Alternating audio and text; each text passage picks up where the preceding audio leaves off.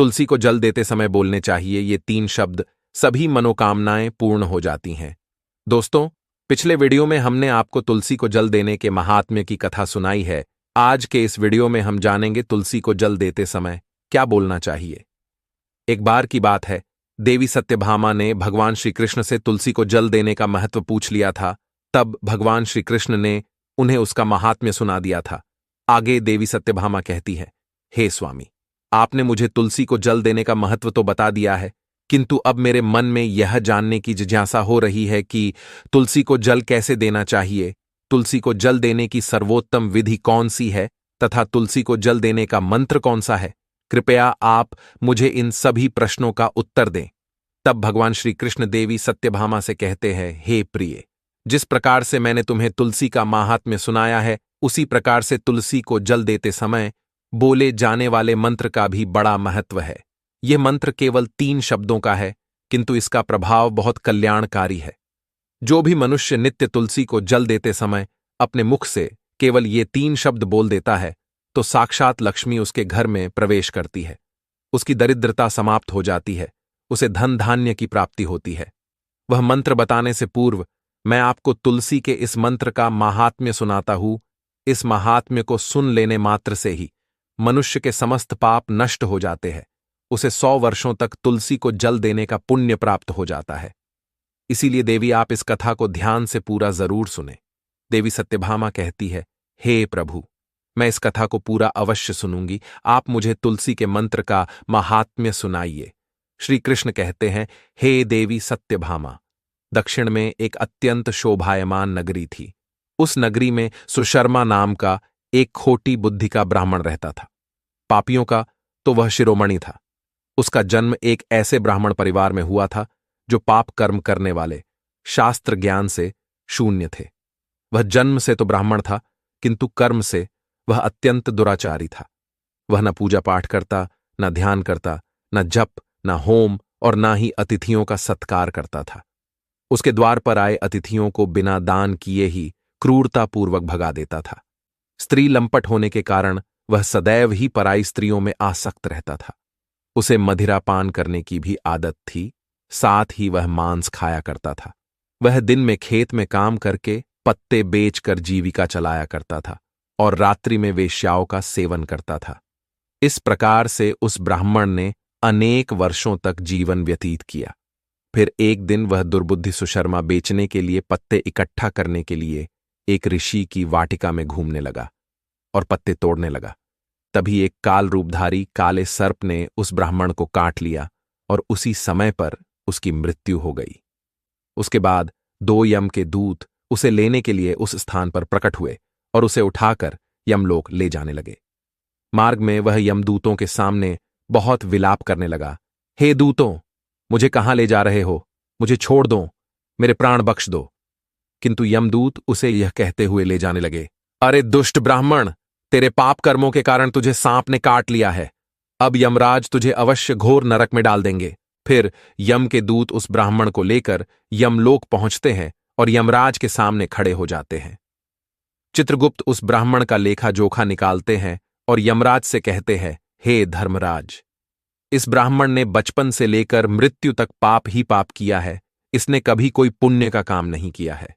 फिर धर्मराज अपने दूतों से कहते हैं, हे दूतों, इस घोर पाप करने वाले ब्राह्मण को उठाकर ले जाओ और इसे नरक में डाल दो। फिर यम के दूत उस ब्राह्मण को ले जाते हैं और नरक की भयंकर अग्नि में धकेल देते हैं। अनेक वर्षों तक नरक में सजा भुगतने के बाद उस ब्राह्मण को दूसरे जन्म में एक बैल का शरीर मिलता है। बैल का जन्म पाकर वह बोझ उठाने का काम करने लगा। उसका मालिक उससे दिन रात काम करवाने लगा। फिर जब उस बैल की शक्ति कम हुई तो उसके मालिक ने उसे एक लंगड़े आदमी को बेच दिया। उस लंगड़े आदमी ने उस बैल को खुद का बोझ उठाने के लिए उपयोग किया। वह उसकी पीठ पर बैठकर घुमा करता था। इस प्रकार से उस बैल ने 8 वर्ष तक उस लंगड़े आदमी का बोझ उठाया। फिर एक दिन वह लंगड़ा आदमी उस बैल की पीठ पर बैठकर किसी ऊंचे पर्वत पर जाने लगता है। उस पर्वत पर बहुत देर तक चढ़ने के कारण वह बैल बहुत थक गया, उसकी शक्ति क्षीण हो गई और कुछ समय बाद वह बैल बहुत जोर से मूर्छित होकर जमीन पर गिर पड़ा और अंतिम सांसें लेने लगा। तभी वहां पर खड़े लोगों को उस बैल पर बड़ी दया आ गई और वे उसके मुख में पानी डालने लगे। फिर उन लोगों में एक पुण्यात्मा व्यक्ति था। उसने उस बैल का कल्याण करने के लिए अपना पुण्य उस बैल को दे दिया। उसे देखकर अन्य लोगों ने भी अपना अपना पुण्य याद करके कुछ पुण्य उस बैल को दे दिया ताकि उसे मुक्ति मिल सके। उसी भीड़ में एक वेश्या भी खड़ी हुई थी। सभी लोग अपना पुण्य उस बैल को दे रहे थे। यह देखकर उस वेश्या ने भी अपना पुण्य उस बैल को दे दिया। कुछ देर बाद उस बैल की मृत्यु हो जाती है। फिर उस स्थान पर यमदूत आते हैं और उस बैल के शरीर से उस ब्राह्मण की आत्मा को निकालकर यमलोक ले जाते हैं। यमलोक ले जाने पर उसे यमराज के सामने खड़ा किया जाता है और फिर चित्रगुप्त उसका लेखा जोखा देखते हैं तो वे आश्चर्य में पड़ जाते हैं।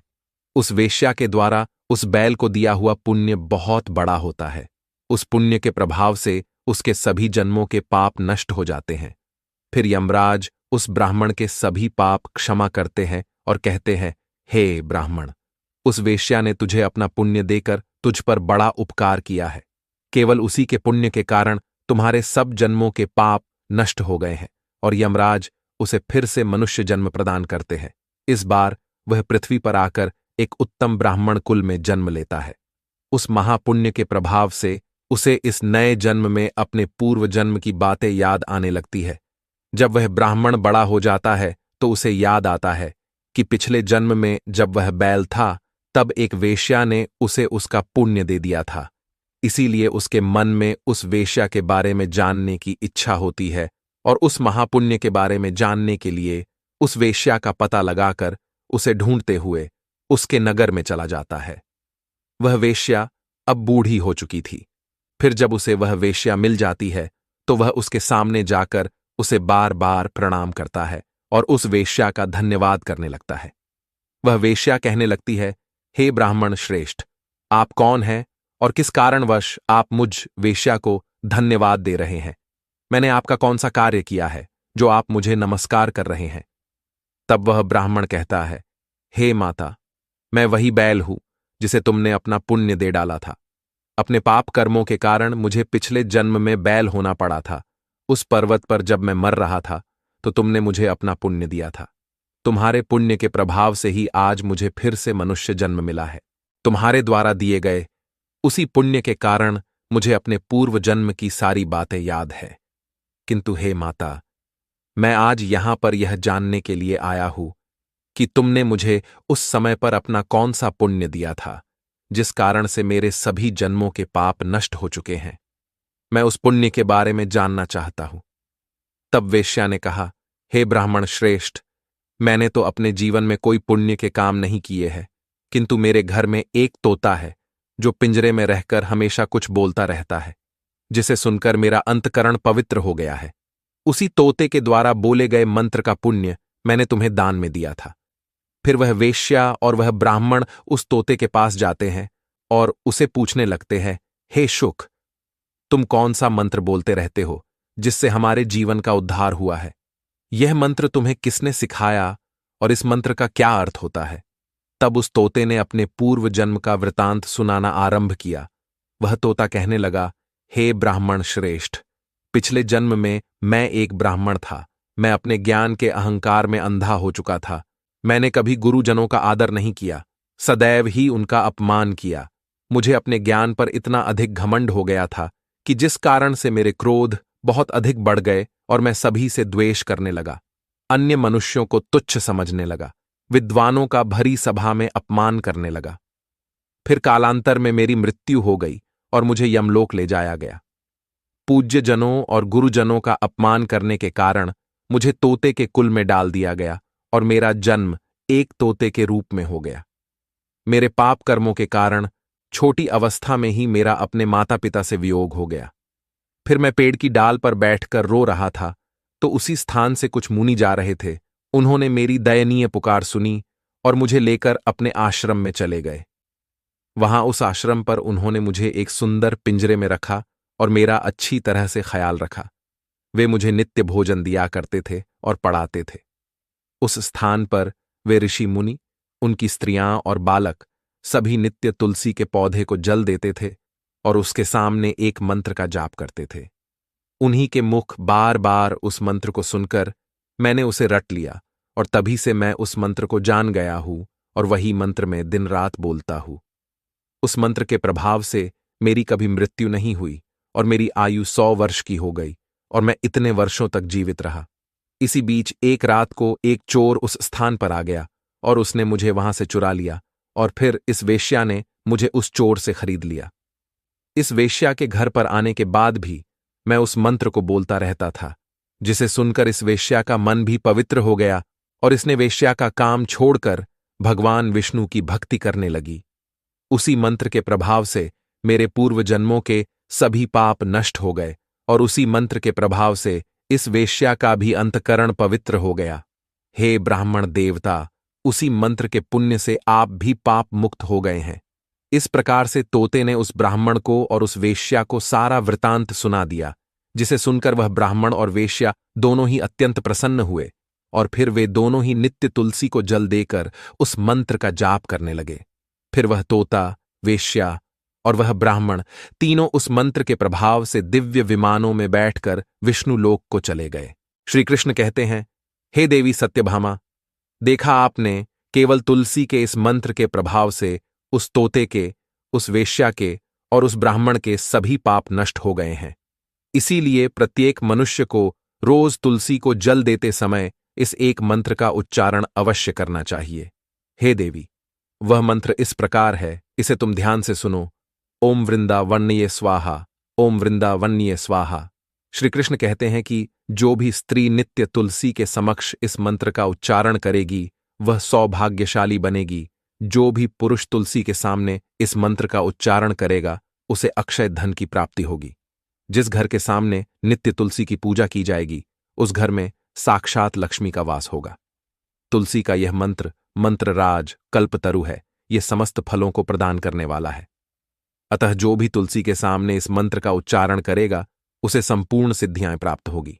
स्त्रियों को सदैव ही स्नान करके, अपने बाल बांधकर, मांग में सिंदूर भरकर नित्य तुलसी को जल देना चाहिए और इस मंत्र का उच्चारण करना चाहिए। रोज तुलसी के पौधे की परिक्रमा करनी चाहिए, इससे सभी दोष नष्ट हो जाते हैं। नित्य शाम के समय तुलसी के पास दीपक जलाना चाहिए और तुलसी के पास बैठकर भगवान विष्णु की आराधना करनी चाहिए। तुलसी के पास दीपक जलाने से मनुष्य को धन धान्य की प्राप्ति होती है। हजारों अमृत के घड़ों से नहलाने पर भी श्री हरि को उतनी तृप्ति नहीं होती जितनी वे मनुष्यों के द्वारा तुलसी का एक पत्ता चढ़ाने से प्राप्त करते हैं।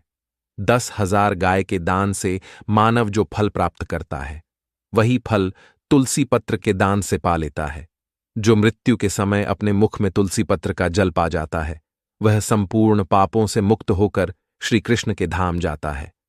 श्री कृष्ण कहते हैं, पूर्णिमा, अमावस्या, द्वादशी और सूर्य संक्रांति के दिन मध्याह्न काल, रात्रि और अशौच के समय तेल लगाकर बिना स्नान किए अथवा बिना हाथ पैर धोए रात्रि के वस्त्र पहनकर तुलसी के पत्र तोड़ता है वह महापापी होता है। श्राद्ध, व्रत, दान, प्रतिष्ठा तथा देव पूजा के लिए तोड़े हुए तुलसी पत्र बासी होने पर भी 3 रात्रि तक पवित्र ही रहते हैं। तुलसी का एक एक पत्ता न तोड़कर पत्तियों के साथ अग्रभाग को तोड़ना चाहिए। तुलसी की मंजरी सब फूलों से बढ़कर मानी जाती है। मंजरी तोड़ते समय उसमें पत्तियों का रहना भी आवश्यक माना गया है। पूज्य भाव से पौधे को हिलाए बिना तुलसी के अग्रभाग को तोड़ना चाहिए, इससे पूजा का फल लाख गुना बढ़ जाता है। तुलसी के पत्तों को कभी नाखून से नहीं तोड़ना चाहिए, इससे पाप लगता है। रात्रि में तुलसी के पौधे को स्पर्श न करे अथवा उसके पत्ते न तोड़े, ऐसा करना अशुभ माना गया है। रात्रि में तुलसी का पौधा निद्रा अवस्था में होता है, ऐसे में पत्ते तोड़ने पर पाप ही लगता है। गुरुवार के दिन तुलसी के पौधे में थोड़ा सा कच्चा दूध अर्पित करें। दूध चढ़ाते समय ओम नमो भगवते वासुदेवाय इस मंत्र का जाप अवश्य करना चाहिए। तुलसी के पौधे के पास शालिग्राम रखे और उस पर तिल चढ़ाए। पूजा में तुलसी और शालिग्राम को दूध में भीगी हल्दी का तिलक अवश्य करे। शालिग्राम पर तुलसी पत्र रखकर चंदन लगाना चाहिए। अगर कोई महिला मासिक धर्म से है तो वह तुलसी की पूजा ना करे। मासिक धर्म के दौरान तुलसी को स्पर्श करने से घोर पाप लगता है, इससे स्त्री की दुर्गति होती है। तो दोस्तों, इस प्रकार से भगवान श्री कृष्ण ने देवी सत्यभामा को तुलसी को जल देने के मंत्र का माहात्म्य सुनाया है। ये कथा आपको कैसी